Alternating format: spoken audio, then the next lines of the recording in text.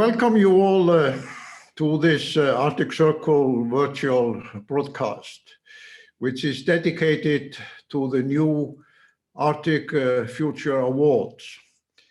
They were announced last year at the Arctic Circle Assembly by the Foreign Minister of Denmark. And the intention is to highlight the achievement and the vision of young people in the Arctic, entrepreneurs, innovators, and visionary leaders. We have received over 400 nominations, and they demonstrate an extraordinary variety of engagement and ideas and projects that young people in different parts of the Arctic have put forward. The mission of this award is to emphasize that the future of the Arctic is not about oil and gas or minerals or heavy metals, as many from the media discussions and platforms actually believe. On the contrary, the future of the Arctic in the 21st century, as it is presented by these young people, is about innovative technology, entrepreneurship, partnership, and new initiatives. So today, as we deliver these awards in cooperation between the governments of Denmark and Iceland and Greenland and the Faroe Islands, we are also sending out the message of the 21st century Arctic. And with this introduction, I again reiterate how honored and pleased the Arctic Circle is to be a part of this award ceremony. Let's begin. The Arctic region is a place of beauty, a place of importance to the nature, to the people who flourish there, connected to our planet.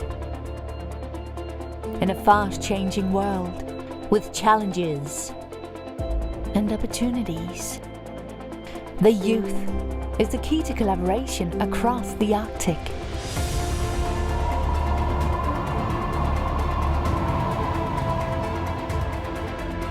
To inspire and support youth entrepreneurship within and beyond the Arctic.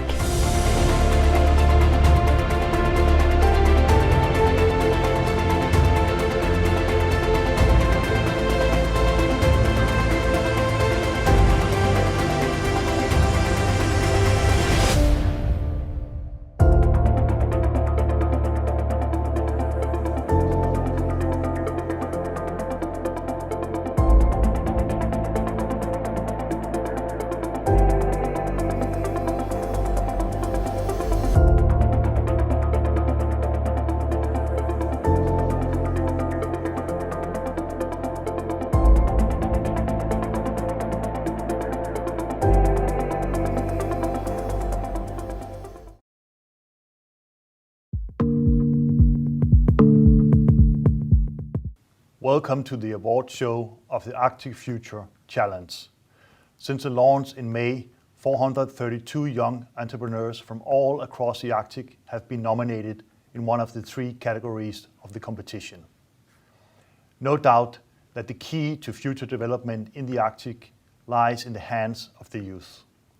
Arctic Future Challenge was initiated by the Danish government in close cooperation with the government of Iceland, the government of Greenland, and the government of the Faroe Islands. The goal was to create a startup event for young people in all the Arctic states that could be a useful catalyst for economic development. Arctic youth can spearhead sustainable economic development through innovation and entrepreneurship and create awareness of the Arctic as a region with business and investment potential. I'm very sorry that the global COVID-19 pandemic made it impossible for us to make a physical award show in the Arctic Circle Assembly 2020 in Iceland. However, I truly hope the participants have gained valuable business knowledge in spite of the many challenges caused by the pandemic. Today, we have the pleasure of announcing and celebrating the winners. I look forward to that. Thank you again for participating, and please enjoy the show.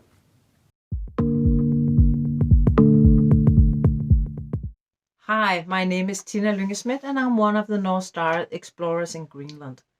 North Star Explorers are the regional representative from each of the participating Arctic countries who supported the Arctic Future Challenge team in having a deep local understanding of the entrepreneurial ecosystem in the country. This Pan-Arctic team of North Star's Explorers supported by recommending the best entrepreneurs in their ecosystem to allow a large pool of nominees. The business concept category was created to make the Arctic Future Challenge competition inclusive, ensuring that all entrepreneurs or budding entrepreneurs could enter with just an idea and a business model canvas. As a part of the capacity building within the competition, the Arctic Future Challenge team helped to deliver business model, canvas templates, and examples to support our incredible Arctic youth entrepreneurs. And now I would like to introduce the finalists of the Best Arctic Youth Business Concept.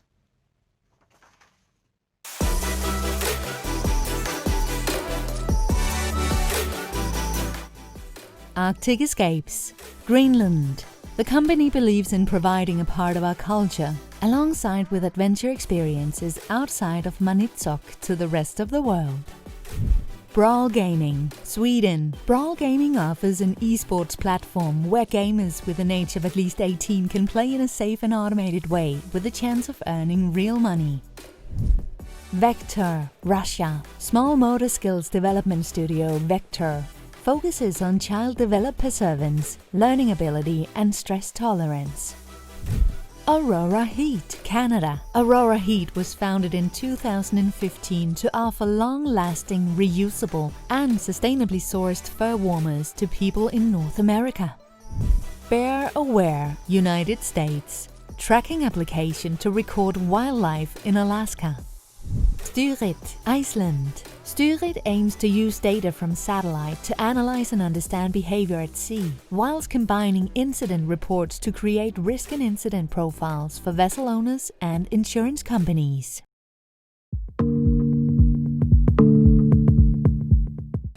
Unammissutasumi Best Arctic Youth Business Conceptimi issittor tamakkerlugu ayugaasoq nalunaarutigisinnaaggakku nuannaarutigaarat. Tessaasoq Styrit Ingvi Johansson Islannimersoq.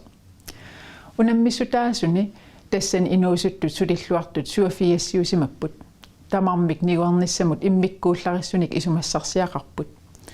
Arctic Future Challenge isumassarsiassi ineriartortinnissaannut taakkualu ineriartortinnissaan ikiusimassasorneriutigaarput. Arctic Future Challenge mut peqataanissamut soqutiginninner takussutissaaavoq issittumi inuusuit suliffeqarfinnik avatangiisinik innarliingitsunik atorfissaqartitatsinnik pilersitsinnissamut pisinnaasaqarluartut.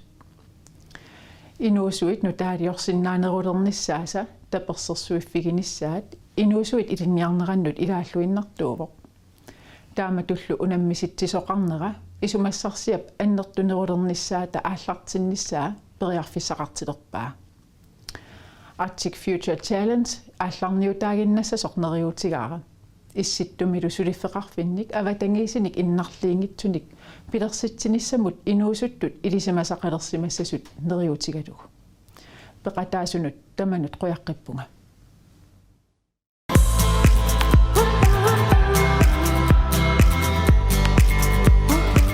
Hello, my name is Ingvi Thor. I'm the co-founder of Styrit. My other co-founder's name is Frederick.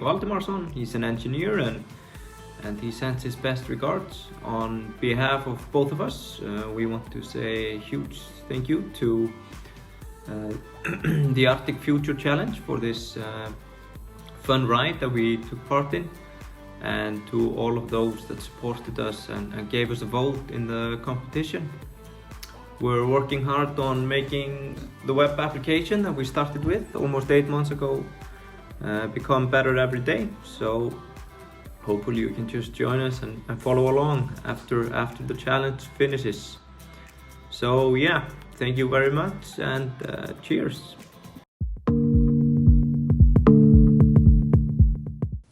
Hi everyone, my name is Eva Wu and I'm a Managing Director at the Arctic Youth Network, which is a youth-led not-for-profit organization supporting a community of young changemakers in the Arctic. Our organization does this by building leadership capacity through opportunities, amplifying young voices across borders and cultures, and learning through collaboration and action.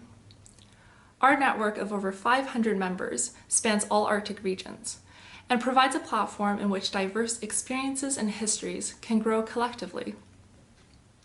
This year, we would like to offer the national finalists of the Arctic Futures Challenge a place in our network as they can grow and learn from each other as they become more successful entrepreneurs. And with that, I would like to introduce the finalists of the Best Arctic Youth Founder of the Year category.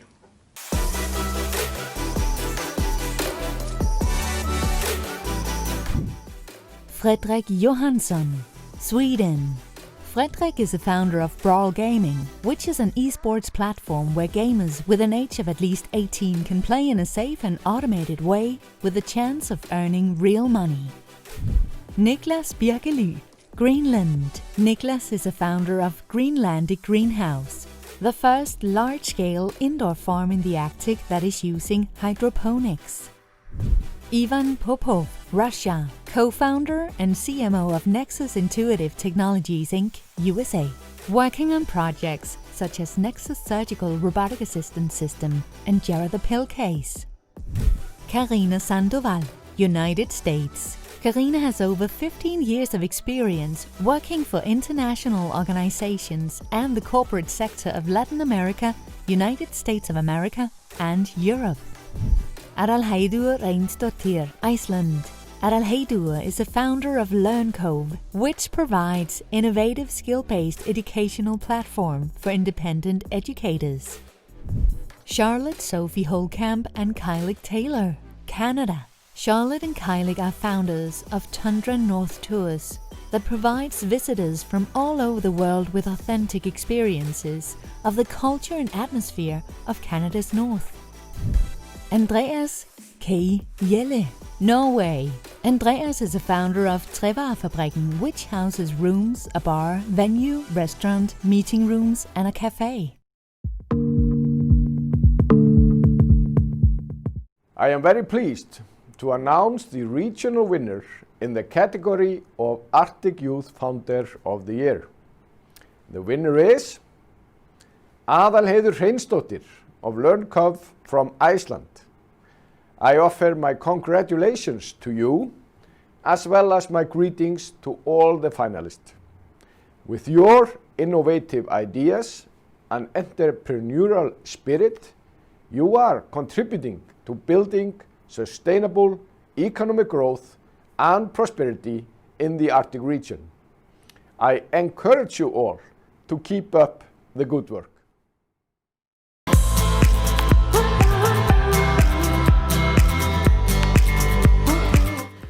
Hi, my name is Eva and I'm the CEO and co-founder of LearnCove.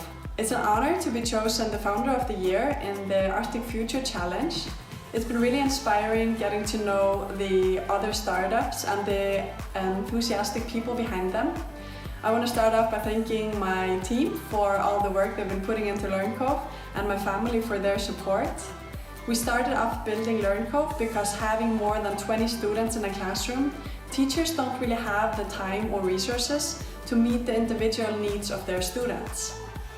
And LearnCove is a platform where you can easily build different learning paths using educational material and apps to make learning more fun and engaging. And having support for 107 languages, we are ready to scale into classrooms all over the world. And the Arctic Future Challenge support and mentoring will definitely be a stepping stone in that journey. So I just want to thank you again for creating this opportunity and send my best wishes from Iceland.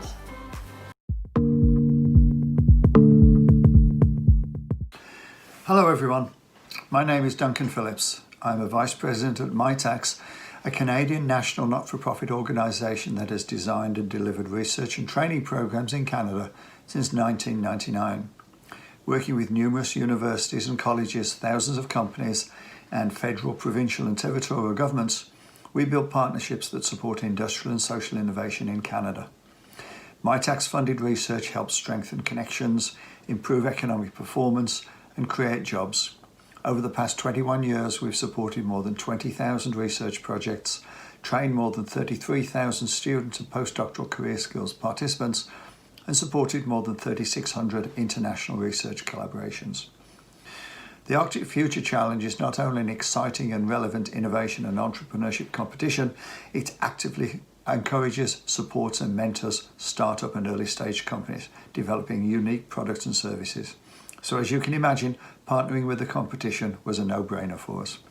We are pleased to offer, at no cost to the winners, access to our online entrepreneurship courses to all national winners, $10,000 value MyTax programs for the Canadian winners, and one-on-one business mentorship to the grand prize winner in the Best Arctic Youth Startup category, in which you are about to meet the finalists right now. So best of luck.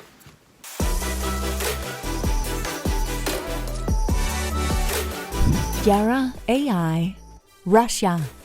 Jara AI helps people with safety live during COVID pandemic. Genki Instruments, Iceland.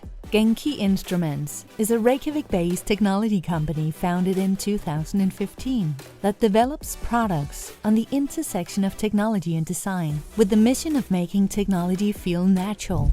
EPR Consulting, United States. EPR Consulting Services helps tribes and Alaska Native organizations navigate and communicate with U.S. federal government or other business organizations. Brawl Gaming, Sweden. Brawl Gaming offers an esports platform where gamers in an age of at least 18 can play in a safe and automated way with the chance of earning real money. Magi Media, Norway. Magi Media focuses on storytelling, bringing forth the people and histories behind the brands in the region, giving them more depth and credibility. Malu Media, Greenland. Helping businesses build and launch better marketing campaigns in the Arctic. They are a full-service company. Tundra North Tours, Canada. Tundra North Tours has been providing visitors all over the world with authentic experiences of the culture and atmosphere of Canada's north. Sjálfsmyndin hjá ungum alltaf gerandi fyrir at støvast og velja at menna seg í Arktis.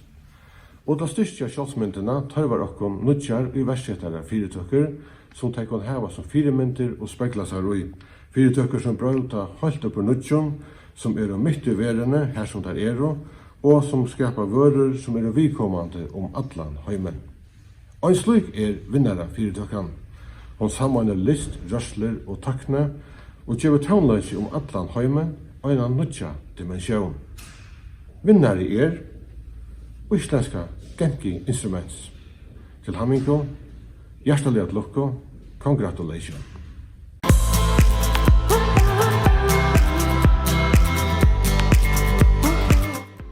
Hi, my name is Ólafur and I'm here to accept the 2020 Arctic Youth Startup of the Year.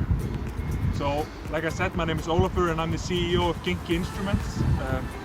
Genki Instruments is a technology startup here in Reykjavik, Iceland that is fusing together design, engineering and marketing to bring innovative products out to the market. Our first product is called Wave, and it's a smart ring that allows musicians to control music and affect their sounds with gestures and hand movements. And so I would just like to use this opportunity to thank the Arctic Future Challenge for this award and to show you around our office. So this is basically where we work. Thank you very much.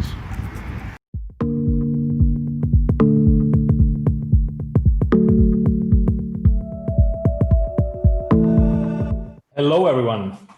First, I would really like to congratulate all the winners. What an achievement.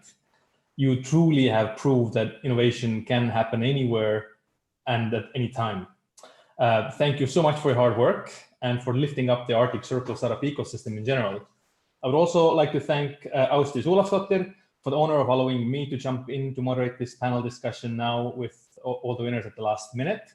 It should have been my very dear friend and the most amazing Edda Konráðsdóttir, who's the co-founder of Iceland Innovation Week and the one and only true ecosystem hero of Iceland. But since Edda recently has fallen ill, I will try my best to fill her shoes today. Very briefly about myself.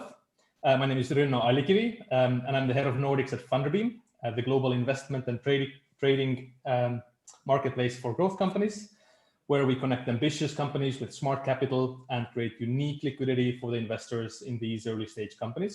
We have a very large community of more than 60,000 with over 16,000 investors from 134 countries. And myself, I have fully immersed in the Nordic startup and tech ecosystem with a simple goal of connecting local talent with capital cross borders and sharing my experience and expertise from as a previous founder and CEO by mentoring as many accelerators as I can in the region. Then a little bit about today's panel discussion. We will soon hear from these three amazing winners and dive into what we think is the reason why Iceland is receiving all of these prizes.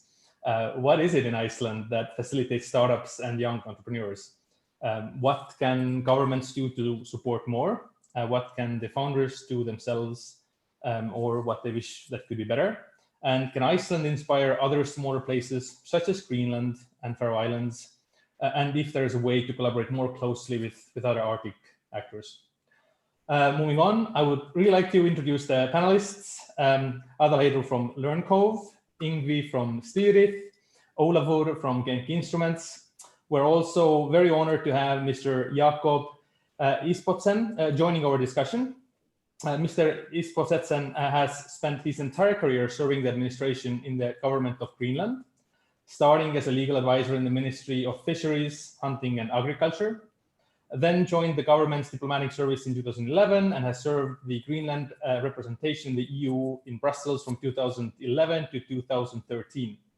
And there are, after in various positions, as well as the Deputy Minister in the Ministry of Foreign Affairs in Nuuk. So we are very happy to have an experienced diplomat in Greenland participating in the conversation.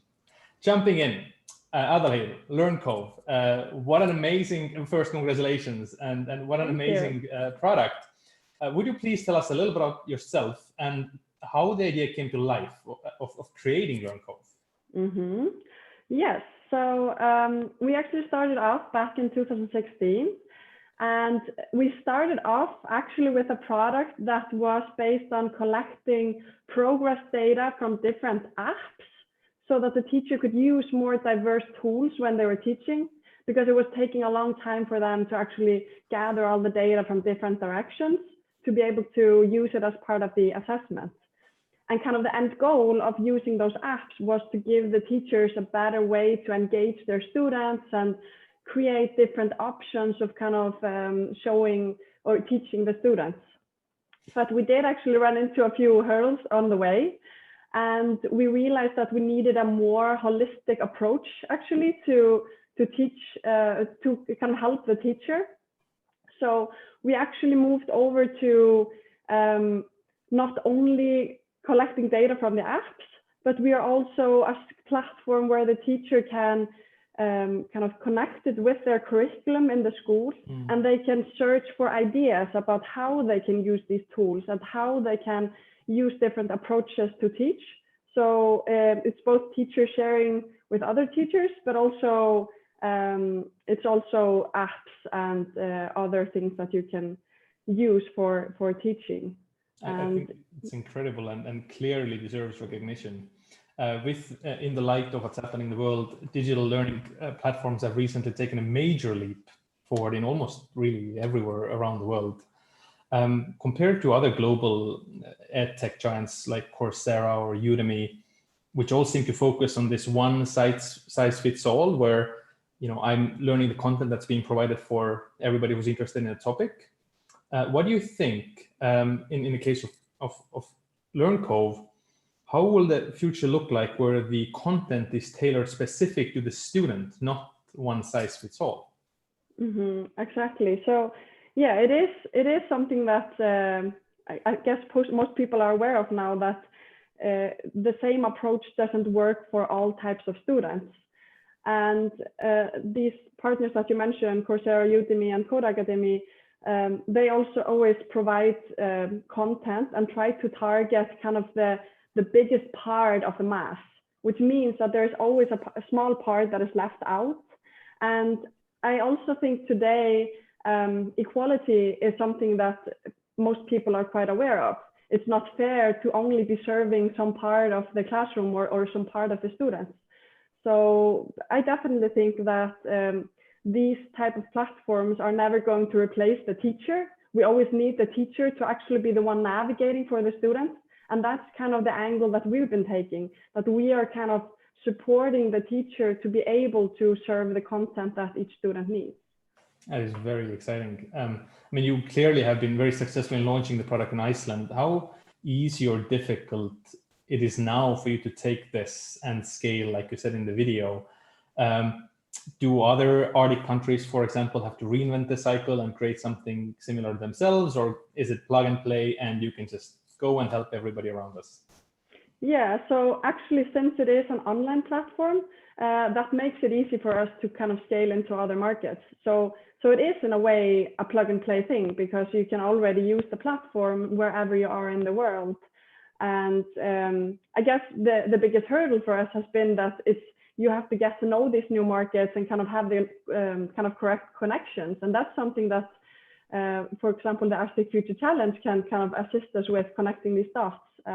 But yeah, definitely we have a platform that is ready to scale, and we have been focusing a bit on Scandinavia and Singapore at the moment, because those countries have been kind of leading in education. So yeah, but definitely we are interested in our neighbors to assist. That's amazing. That's amazing.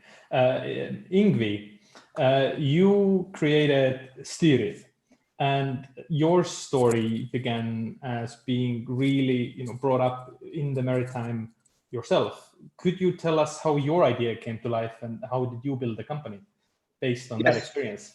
Yes. So I've worked in the Icelandic fishing industry for the past 6 years. And earlier this year, upon speaking to colleagues and mostly fishermen in my network, I learned that the user experience for vessel tracking while fishing vessels are at sea is pretty poor and costly today. So upon doing a little research, I learned that there are now, in the past few years, have launched satellite companies which are launching satellites into space. And almost anyone can now buy data which shows you the real life location of each vessel. Now, with this information, I managed to get another guy with me, which is Frederick Valdimarsson. He's the engineer. And we put the goal of launching a user-friendly website in less than 3 months to see if we had something to build on. That's amazing. And from my experience, just proves that when Icelanders take a goal of doing something, then things start to happen really fast. I also looked at the product, and it's really fascinating to see the live data of all the Icelandic vessels online. And while you have been successful in acquiring a lot of users and really an incredible speed without any marketing here in Iceland, there are fishermen also in Greenland, Faroe Islands, Denmark, everywhere in the world, really. So specific to your solution, how could this be scaled to other countries? You are working with satellite data and sensitive information. How easy would it be for you to expand outside of the region? It would be really easy. It's just a click of a button, really. We set the goal of trying to get a few more users in Iceland and make the product better. But we already have a list of the largest fishing vessels for Russia, Norway, Faroe Islands, Denmark, and Greenland. So very soon, just with a click of a button, we can add fishing vessels from all over Europe to begin with, and then continuing all over the world. That's so cool. As long as we're happy with the product, we will be scaling very quickly. As we discussed earlier, you said that your users are mainly, either the fishing companies or skippers, but also old sailors who are so excited just to spend, a significant amount of time during the day looking at the live data of ships. Now, there's a lot of data you will be collecting. What else besides looking how cool it is to track the ships going around? What else your data could be useful for? Yeah, I'll try and be short because I think I could talk for days about the possibilities. But what has me most interested is after we started collecting all the data, we see we have about 1 million data points per each vessel about course, speed, location, and much more. And the idea is to build some sort of a behavioral profile for each fishing vessel and collaborate with other reports or public data such as incident reports and start trying to analyze and understand better what's happening at sea. Similar what's happening in InsurTech today for cars, where you pay by the mile, for example, but there are potentials to do much more data analysis at sea for these fishing vessels based on the data points that we have for each vessel. That's absolutely fascinating. Moving on to Ólafur, you and I know each other for a while, and while I know the Genki story, I think many of people listening in don't. It would be great to hear how you started Genki and how have your journey come to life since then. Yeah, absolutely. Thank you so much, Runno. Just first off, I would just like to thank again the Arctic Future Challenge for this great award, and we are so honored to be featured in terms of the Arctic Circle as well, because we are very proud to be located here in Reykjavik in the Arctic. My name is Ólafur. I'm from Genki Instruments. Genki's journey began more than 5 years ago when I and my colleagues from electrical engineering at the University of Iceland, we had the opportunity to morph together what we were learning in class, which was microelectronics. So how these tiny chips work that are in all of our gadgets and smartphones, with our passion, which was music. Since then, we've come a very long way, obviously. And we have had now our first product in market for over a year, and I'm wearing it right now. And it's a ring that allows musicians to use natural hand movements and gestures to modulate and create new soundscape, enabling them to create something that they would never be able to do without having this direct control with their fingertips. And we've been selling our product all over the world. And last when I checked, I think we were just selling to Colombia yesterday, and Japan, China, all over. So you have, I think it's just your product is something that is fascinating to everybody. And I remember this goes probably a year or two back, one of the first times we met, and I was lucky to get, I think, the second ring that you had. I really wanted you to program it so I could control my Spotify with it. And within, I think, 2 hours or something, you guys made that special ring for me that I could use that to control the sound or volume of my Spotify. But it's incredible. But now it is really difficult to start a business, any business really. It's probably even more difficult to run a business from Iceland compared to other tech epicenters like Stockholm or Berlin or Silicon Valley. It is even more difficult to run a business through COVID. Unless, of course, you can turn the situation around to your benefit. How has Genki being able to navigate through the stormy waters of 2020 and have more people started to use the time to make more music at home? Have you enabled a new wave of creatives? How have you been able to deal with this so well? Yeah, exactly. That's a great question. I think maybe first off is just that COVID is happening in a time where we are kind of lucky to be so connected on the internet. I think we take it for granted all the time, but imagine if it would have hit maybe 20 years ago when we had, Skype, and we didn't have this, the technology wasn't this advanced. So we kind of live in a similar world. We are running Instagram accounts, we have social media, we have people using it all over the world. And we've been very fortunate to be able to find customers, even though we can't meet them in person. So that's kind of that's our day-to-day marketing. We can't meet our customers because they're so international. So we have to be able to show them, educate them, let them know why they would need our products. And we have to do that online, trying to create a community of active users, trying to get these influencers to use it and showcase it. And I have an amazing team that is able to get to these people and really try to convince them that Wave, our product, is something that they would like and enjoy. Of course, that's our main goal, to make our customers happy and to make them really enable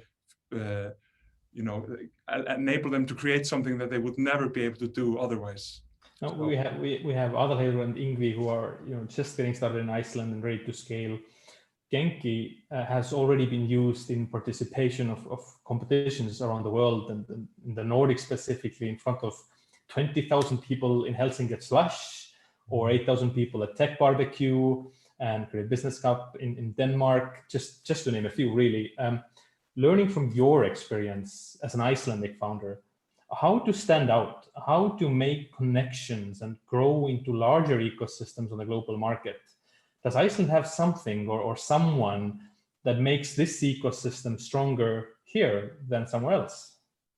Well, yeah, that's a great question. I think we've been so extremely fortunate on our journey to have just 3 months after we came up with the idea of this fusion of technology and music, we were accepted into the Startup Reykjavik accelerator program, and there we were kind of bombarded. Or we took it was really an accelerator for us because we were engineering students at the time, etc. But then since then, we've also been so fortunate to have to make use of the great ecosystem that is in place in Iceland. We have the Technology Development Fund. We've been so fortunate to receive grants and are so grateful for that. Without these grants, we would not be here. We have Icelandic Startup and Edda and Melkorka, doing an amazing thing to connect us with people in the Arctic region and in the Norwegian region as well. That's how also we came across Hartian, which is a Finnish engineering company that helped us make the ring mass manufacturable. So I think, and of course we are here in Innovation House, which is giving us a cheap rent, which is the most important thing for entrepreneurs to have. So I think these are all these both these governmental and individual just incentives or ways to help entrepreneurs like us. We're so grateful for. Thank you. This is great to hear. Really, thank you, Ólafur. Jacob, from your perspective as the Arctic business expert and the representative of Government of Greenland in Iceland, with your experience and expertise, how does culture difference and perhaps even geographical difference play a role in innovation and entrepreneurship in the Arctic? What do you believe are the challenging and opportunities after hearing these amazing founders? First of all, thank you very much. And it's a great pleasure and honor to participate in this event on behalf of the Government of Greenland. And of course, I would also like to congratulate all the 3 winners from Iceland. Well done, everyone. And it's very inspiring to listen to all your experiences. So what are the challenges and opportunities in the Arctic? Very interesting question. I also believe that that is something that actually have deep roots in our history and our development in general. If you look upon it in this way, that our people and the Inuit has gone through a special history where we have been forced to survive in very harsh and difficult environments with extreme weather conditions and challenges. And we have actually been forced by nature to be super innovative and create solutions to survive. And most of the times, thankfully, it has worked out well, but other times it doesn't go out that well because there's no guarantees in the Arctic. We have invented the igloo, the kayak, dog sledging, and we have produced all kinds of hunting tools using only what was available typically from the bones or other parts of the particular animal that has been hunted and used for food. So, and like igloo and kayak is words that are internationally recognized today. And then we have also gone through a colonization process where we still are today and still are dependent on annual block grant from Denmark and also granting internal subsidies for our local communities to have to have and sustain a modern society. And that is actually quite mind-blowing if you think about it in that certain context. But you're right, we have many different cultures and traditions, and not only from the northeastern part of Siberia to the northern part of Alaska to the northern part of Canada and Nunavut to Greenland, but also internally in Greenland, from the very parts of the south to along the west coast in Greenland, all the way up to Avannarsvaq, the high north and to East Greenland. And we live very different and in very sparse, remote, isolated places. And we also have quite modern, bigger cities. So we are quite big and quite unique in that sense, also internally in our own country.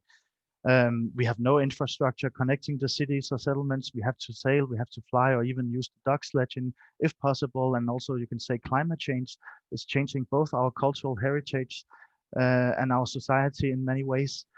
And one of the challenges are also to give all our youth and younger generations, and in the generations to come, the same level or at least the same opportunities to get connected and provide the framework and tools to be innovative and inspired if they want, and if they want to do things differently, and if they want to make changes they see as important in their own lives and locally and in general. So I think as you also mentioned, that maybe you can say that one size doesn't fit all in this connection.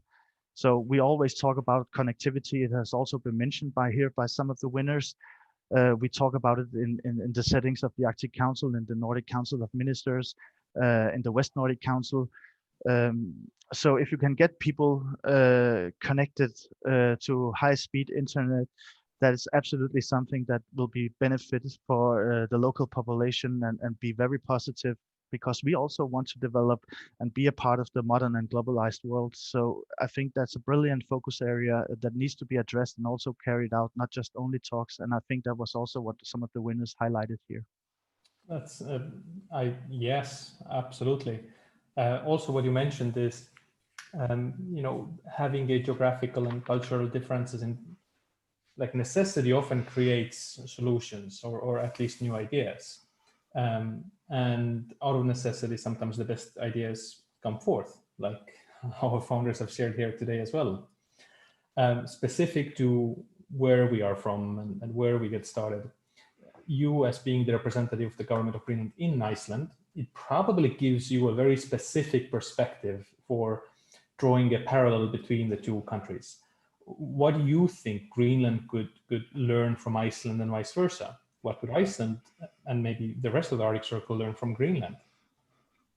Well, as our Minister Kati Frederickson also mentioned here in the presentation video, that from the government of Greenland, we hope that this Arctic Future Challenge also can offer our own youth the chance of new knowledge and inspiration to keep on creating sustainable solutions and businesses. And the government of Greenland sees the youth, our youth, as our most valuable resource and asset.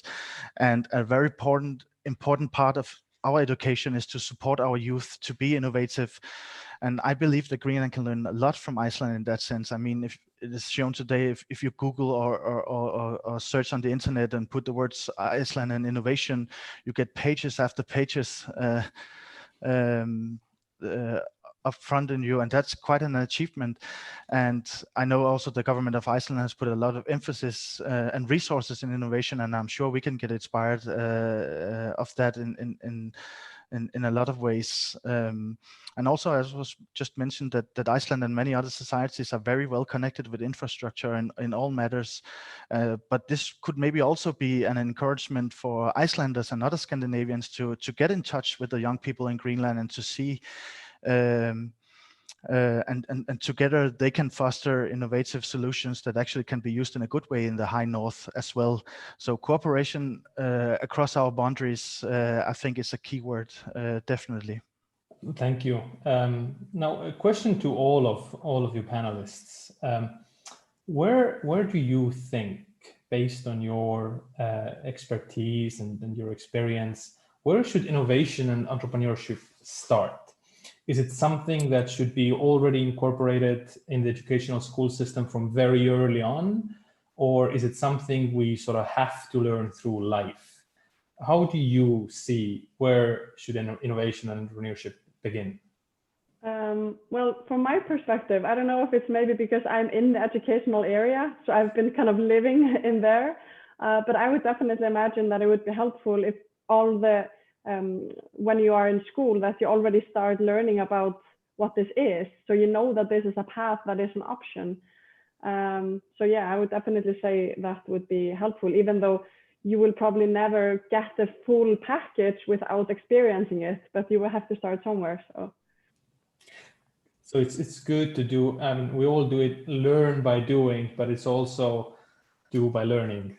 Yeah. What do the rest of you think? I think as just mentioned, and also that if we can keep the focus to have innovation in our curriculum and in the school classes, and create workshops and competitions like that, we can provide that from a government perspective and a municipality level. But I also think, as probably also mentioned by others, that it is very important to put these projects and have private corporations, a partnership with the private sector, because there's only up to a certain level that we can provide on a government level, especially the resources we have. So to cooperate and collaborate with big businesses and corporations that might see an idea to foster and mentoring something that they maybe can develop in their own business and sector. So I think it's super important with the private sector to get involved in this.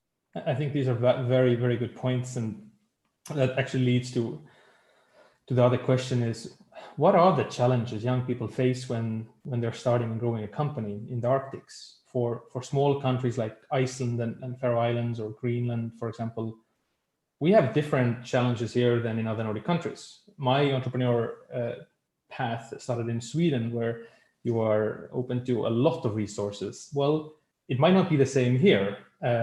Less funding, less support, less infrastructure, perhaps. Founders, what do you think makes it hardest to start and run a business from here, from Iceland or from the Arctic, and how to overcome it? Maybe I can go ahead. Yeah, so I think one of the things is just the Icelandic krona. Having a currency that's so fluctuating is very hard. If the currency that you're dealing with is changing 20% over a couple of months, it means a 20% hit in the business, which is very hard to circumvent. But I guess that all businesses in Iceland have found a way to deal with that. And also, like you mentioned, funding as well. I think we have great, seed funding and seed rounds, but I think with a lot of the bridge over to maybe until you reach maybe larger funds is lacking here. And I think but they're still making now great progress with KRIA and other government kind of incentives to create a fund for other funds. And I think that's something that will be very exciting in the future to have. That's my 2 cents. I think this insight into this has been tremendous. We are running out of time. It's been, I think all of us could just, spend hours discussing on these subjects. So perhaps just as a one takeaway from all of this is Arctic is really as good of an ecosystem as any other, while we may lack in some parts that are more available in other places. We make it up by having either better people or actually easier access to some of the things that are more difficult to come by in other places. As a conclusion, the Arctic Circle would really like to thank the Arctic Future Challenge organizers and the governments of Denmark, Faroe Islands, Greenland, and Iceland for collaborating on this very important project. A huge, big congratulations to the winners, and thank you for the audience for tuning in. The next virtual event will be next Tuesday, when the EU ambassador for the Arctic will discuss the future of the EU in the Arctic and its upcoming new Arctic strategy. Please watch the promotional video that is played now after this. And thank you everybody for tuning in.